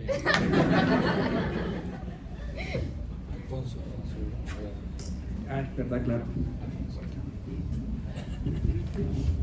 Bueno, buenas noches ya. Mi nombre es Alfonso Peña, para los que no me conocen, soy coach para empresas de servicio turístico, en especial para el área gastronómico. Tengo una nueva salida ocupacional que se está generando en estos tiempos de emociones, sensaciones y a lo que hoy día se dice, no se sirve un plato, sino se sirven emociones.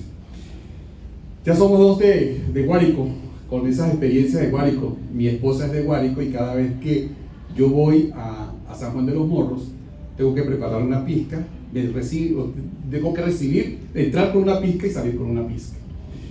Mi abuela, esa es una tradición de mi abuela, debe ser contemporánea de ustedes, vivió 95 años, fue la primera cocinera del Hotel Hamburgo. Ellas son naturales, mis abuelos naturales de San Vicente de la Revancha.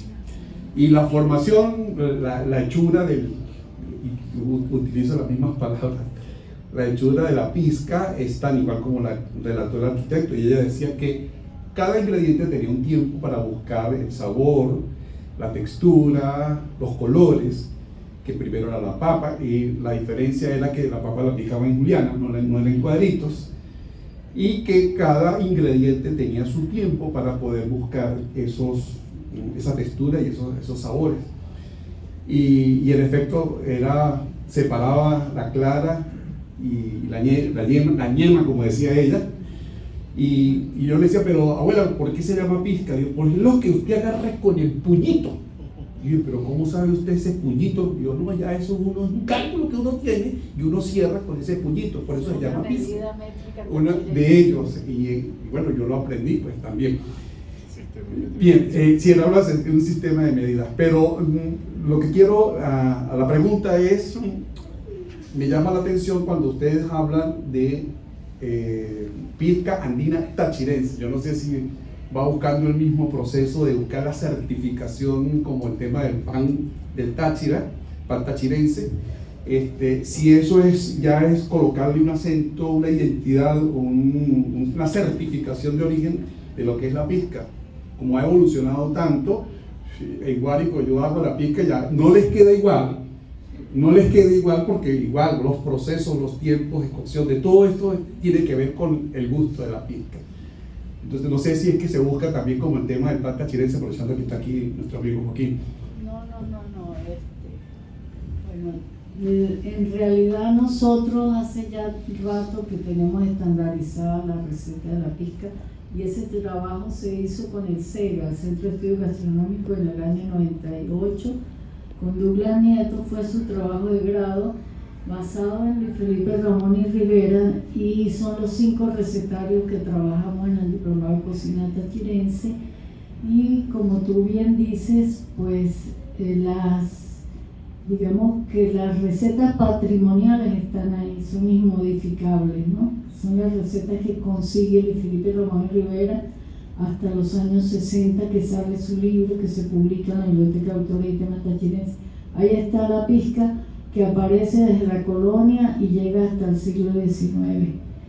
Después del año 60 yo empiezo a investigar y están las pizcas que habían en la ciudad y que las revisa Luis Felipe Ramón y Rivera, y es el recetario original de Luis Felipe, podemos llamarlo recetario tradicional patrimonial. Son los 3 primeros siglos de la ciudad y del Táchira, de la colonia. Después aparece el recetario tradicional popular, que es a partir de la fecha de la edición de mi libro hasta el 2010 más o menos, en que empezamos a ver que hay unas recetas familiares y recetas de autor que deben estar en un recetario o en un libro sobre las pizcas. Entonces ahí entrarían todas las recetas hasta el día de hoy. Y aparte de eso tenemos el recetario tradicional contemporáneo, es decir, las recetas tradicionales de los cocineros contemporáneos. Tenemos pizcas hechas por Héctor Romero, por Víctor Moreno, por Mónica Chancó en el grupo del Laga. En San Cristóbal tenemos Anaís Molina, la Casa Matina con esa pizca, y tenemos otros sitios que tienen sus pizcas, son recetas de autor, recetas contemporáneas de autor. Entonces es muy válido. Yo creo que el respeto al derecho ajeno es la paz, siempre lo digo, y creo que debo ser muy respetuosa con las propuestas que cada quien haga, porque cada familia tiene su propio recetario y eso es inmodificable. Y si tuviera las barbaridades que yo hago cuando invento también y me recreo recetas, yo creo que algunos de los autores de esas recetas me llamarían la atención. Por ejemplo, esa pizca que encontré después de que ya estaba hecho mi libro, por eso no aparece ahí, y Luis Felipe tampoco lo había conseguido, o sea, él hablaba de ella pero no está en su libro. Es una pizca que me la dieron unos obreros de una finca que fui a ver porque ellos preparaban faro guisado, ¿no? Y entonces un amigo nuestro me dijo: Leo, si quieres tener la receta de los faros, porque en el libro está todo lo que comemos faro y comemos babo y todo eso. Los tachirenses nos comemos todo y somos así casi que de una voracidad, pero al mismo tiempo de una sensualidad en la mesa tachirense. Bueno, la mesa es un territorio de pecados, de amores, de leyendas, de iconografías.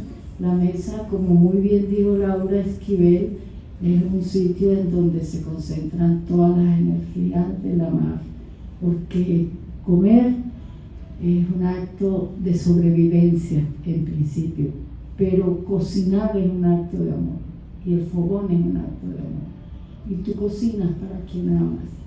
Entonces, cuando fuimos a ver esas recetas, pues yo decía, tenía que estar toda. Yo entraba en pánico de pensar que alguien de la fulana Academia de la Historia fuera a decir que en mi libro faltaba algo. Entonces fuimos a ver cómo preparaban esos obreros en la zona del sur del lago, por la fría, más allá, las recetas de Faro, que era guisado. Y entonces ellos me dijeron que cuando no había agua, ellos preparaban el agua de coco y hicieron una pizca, y a mí eso me pareció espectacular, y la vi y llegué a mi casa con mi cocinera, hice pruebas y pruebas de cómo si rallaba el coco, si preparaba la leche de coco para que fuera más gustosa, para que fuera más concentrada. Bueno, y creamos una pizca de leche de coco que lleva eneldo y que es la pizca blanca, ¿verdad? No es con papa. Y le preparamos unas arepas que eran con un toque de picante. Y bueno, recrear la pizca pues fue parte de mi trabajo con tantos cocineros, sobre todo con Douglas Nieto, que hizo esa tesis para el CEG. Pero para responderte y cerrar la pregunta, es muy válido, así como Ana le coloca el ají dulce, porque es que el ají dulce para ella es así como un código secreto con su abuela, con sus territorios. O sea, la memoria de la gastronomía, la memoria es, como dijo Isabel Allende en su libro de Afrodita, la comida es una manera, es una expresión, y es algo, creo que es el único territorio donde no hay censuras, donde no hay límites, donde lo único que hay es esa intención de agradar y de amar. Y comer es amar. Y nosotros como pueblo somos lo que comemos. Y vuelvo y digo, si un pueblo es lo que come, los tachirenses somos un pueblo maravilloso. Y hemos tenido tantos hombres que han exigido tanto en la mesa, como Medina Angarita, como la mesa de López Contreras, que se han formado, que han sido hombres ilustres e ilustrados. Y como nosotros acá, guste o no a la gente, servimos la mesa es para el señor de la casa. En mi familia y en la de casi todos, yo he visto que nadie se sienta, ¿verdad? Bueno, aquí están los Fasolari, que son tachirenses, nació en Italia, ¿verdad? Y Juliana. En mi casa nunca nadie se atrevió a sentarse en la mesa si no estaba mi papá. Y la mesa la preside el Señor, y yo creo que eso es una de las cosas más bellas, el respeto por el Señor de la casa, el hombre de la casa, el Padre, porque esa es la familia y ese es el amor. Y lo que no se hace con amor, yo creo que el gran ingrediente de nuestra cocina es ese respeto y ese amor por el Señor de la casa. Que por cierto, gracias a Hermes, que me pone en contexto de lo contemporáneo, porque yo a veces me siento jurásica, me presentó a Rorró, y Rorró pues una muchacha, una joven, ¿no?, que le cocina a su Paco, y es en un Instagram, y resulta que el novio de ella busca hasta los huevitos en el corral para hacerle no su pizca, será sus consomé. Y eso me pareció tan bello, y creo que hay un movimiento mundial de las esposas y de la cocina y por el rescate de ese ocio que perdimos, que nuestras abuelas eran tan inteligentes que eran mantenidas y se quedaban en la casa con 4 empleados y podían tener 6 hijos, y nosotras no. Entonces, bueno, en eso sí soy jurásica. Y bueno, quisiera que Juliana, por favor, nos digas. Que todavía está vigente eso de que el camino al corazón de un hombre es a través del estómago, ¿no? Exactamente. Y la mujer es la que se encarga realmente de crear hogar, más allá de una casa, más allá de una empresa, más allá de cualquier cosa, la mujer se encarga de crear hogar. Y yo digo que alrededor de la mesa se crean las historias más bonitas familiares. Por eso, por ejemplo, en mi familia buscamos hijos, nietos, tíos, estar todos los domingos juntos, sentados comiendo y poder disfrutar. Creo que eso nos une, ¿no? Como familia. Sí, eso es muy nuestro. Bueno, es un tema muy difícil. Yo, por ejemplo, la última vez Anael lo presenció cuando dije eso, que la mesa era un altar, que lo preside el señor de la casa.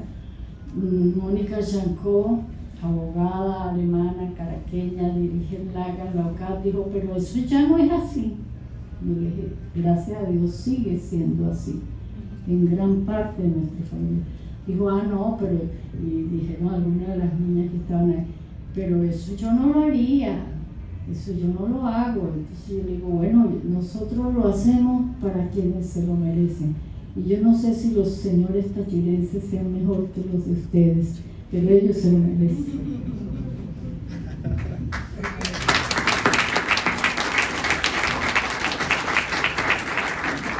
¿Quieres agregar algo? Bueno, ¿Alguien del público que quiera compartirnos su anécdota con una pizca? La señora.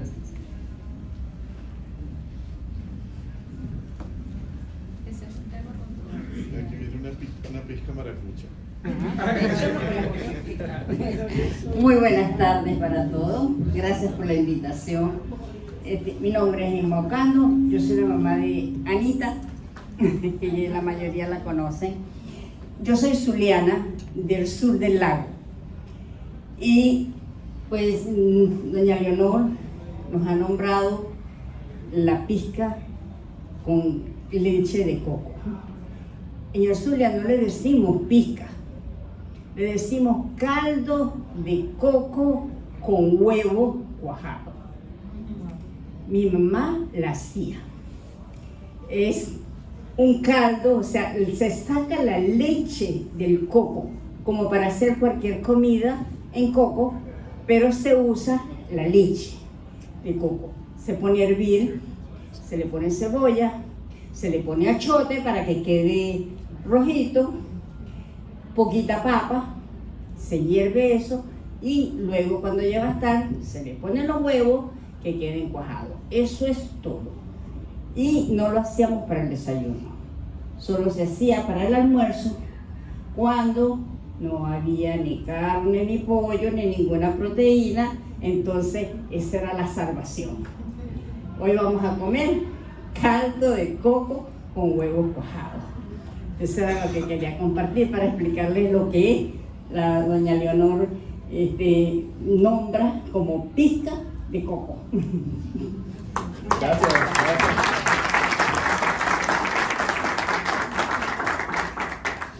Bueno, ahorita recientemente estoy haciendo unas investigaciones sobre el bienestar y hay una tendencia que no sé si nació acá en San Cristóbal, pero hay gente que está cenando pizca, utiliza la pizca para cenar. Porque la pizca, en su análisis, tiene muy poquita grasa, tiene muy poquitas calorías y es un tónico especial para irse a dormir. Es una tendencia de bienestar que se está dando ahora a nivel mundial. No sé si salió de acá, pero en mis investigaciones me sorprendió mucho conseguirme con eso. Mi abuela la hacía. Ok, bien. En mi casa todavía se hace. Entonces hay una tendencia, porque y hay gente que si quiere agregarle a esto que no tiene carbohidratos, no tiene calorías, le quiere agregar proteínas, pues le puede colocar un huevo. Pero para cenar es ideal. No es que se acostumbre mucho en San Cristóbal, porque siempre se recomienda o siempre se le dice al que viene a visitarnos, tienes que desayunar una pizca. Pero no se le dice tienes que cenar una pizca. Pero está esa tendencia. De hecho, esta parte de la investigación no la he terminado, pero ya hay una gente que tiene una especie de una pizca en polvo para prepararla con agua caliente y cenar con eso. Uy, qué bien. No es cubito. Caldo Maggi. No, eso Para la próxima tertulia les traigo toda la información, pero ya se está empezando, en el mundo del bienestar, se está empezando a utilizar mucho la pizca para cenar. Así que bueno, no sé si quieren agregar algo más. Sí, y lo que pasa es que yo creo que el tema de cenar también con una pizca, aquí en el Táchira es por el tema del frío, ¿no? En las noches siempre se buscaba algo que lo reconfortara a uno para poder irse a la cama, ya a dormir. Y después de esa pizca también se terminaba, antes de acostarse, una tacita de agua miel. Y era el complemento. Eso es muy gocho, muy tachirense. Dime, Walter. Un poco para apoyar a lo que se está refiriendo Hermes.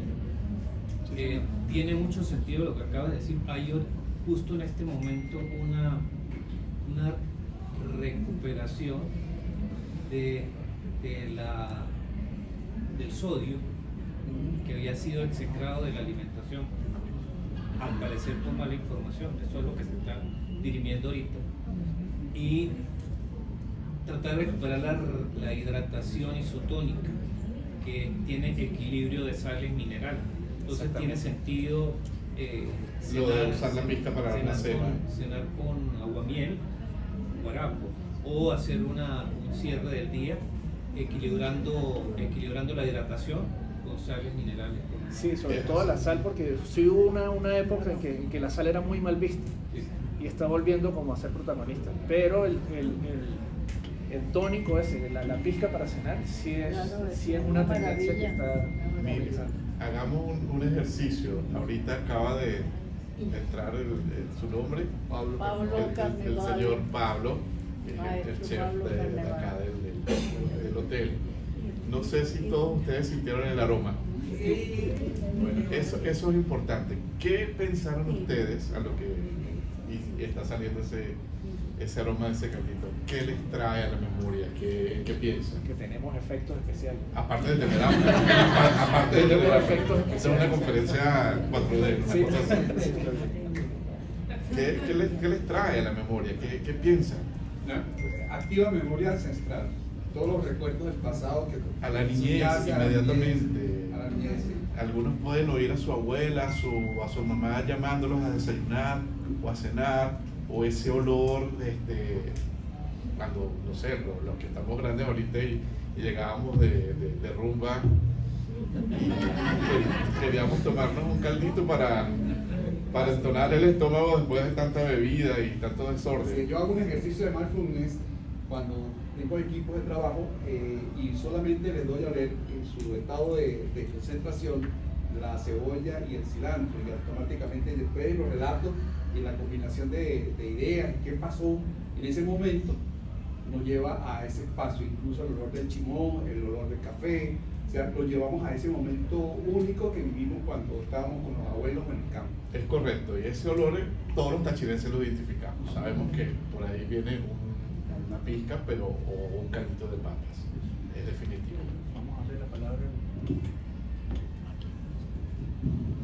Por favor, vamos a conversar con el creador de las pizcas que vamos a probar ahorita en un rato.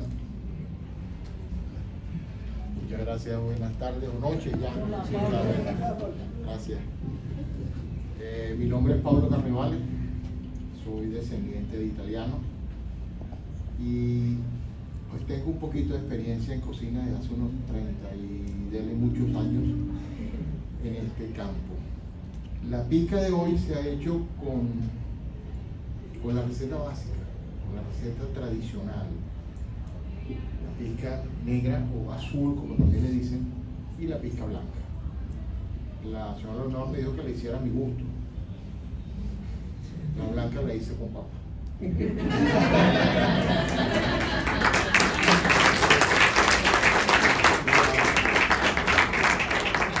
hizo de la manera tradicional como se debe hacer, y como decían ahorita, ¿no? Que la pizca nos traslada a nuestra infancia. Bueno, yo me acuerdo que mi mamá nos daba desayuno pizca, o la cena era pizca, muchísimas veces. Y uno salía de paseo para el campo, para muchas partes, y lo único que pedía era, oye, ¿dónde nos podemos comer una pizca? Eventualmente era así. Esta pizca blanca comprende los los ingredientes básicos: cebollín, cilantro, sal, obviamente, y papa. Blanca porque le agregamos leche. Nosotros aquí en el Lido tenemos nuestra pizca cuajada, que es con huevo. Y adicional a eso, nosotros colocamos al frente de la bruja, donde va a llegar ahorita, unos paqueticos con galletas de soda. Mi mamá la hacía con galletas o nos las hacía con pan viejo, el pancito francés que comprábamos antes, o qué sé yo, y quedaba, lo rebanaba y se lo colocábamos del día anterior. O sea, por eso digo pan viejo, del día anterior. Ya el día anterior es pan viejo. Sobre todo el pan tipo francés, este tipo que se pone duro, no es como el pan de leche, el pan dulce que dura un poquito más. Y bueno, nosotros aquí en el buffet de los desayunos damos esa pizca. Esta mañana tengo un relato, ¿no? Hay una señora que es huésped del hotel y va a servirse la pizca. Le dice: es primera vez que vengo a Táchira y quiero probar la sopa. Y bueno, esto es pizca, como mucha gente le dice sopa. Pruébela, pero le voy a dar un dato: échale una galleta.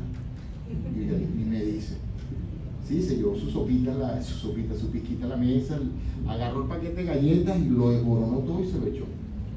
Al rato me mandó a llamar: señor, gracias, muchísimas gracias, pero yo nunca me había tomado en un desayuno una sopa tan rica. Yo es una pizca. Es una pizca. Bueno, digo, esto es todos los días.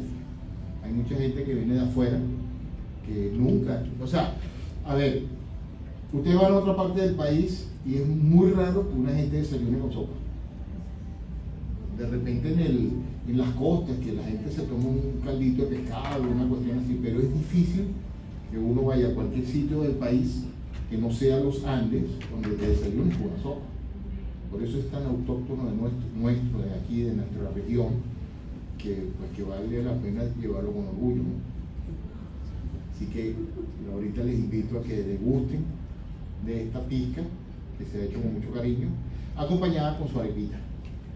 Arepitas ricas.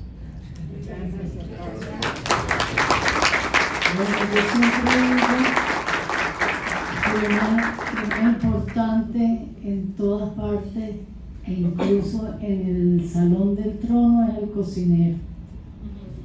Y que hay un dicho que lo repito, que es que marido se consigue, lo que no se consigue son cocineros. Bueno, mi esposa es feliz. Me imagino. Mi esposa es feliz.